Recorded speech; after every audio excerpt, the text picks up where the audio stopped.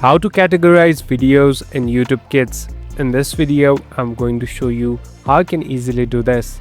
First of all, open the application. So now we're in this home page. Basically, this is the place where you can find your feed and different videos. Now, in order to find different categories or see different videos, here on the top, there's a section. So here, there are different sections available.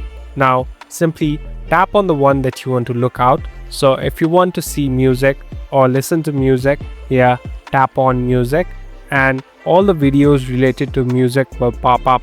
So here you can easily browse and select the one. So it's quite easy by selecting or categorizing the videos later, and even you can easily customize it. Thank you for watching this video. I hope this video will help you.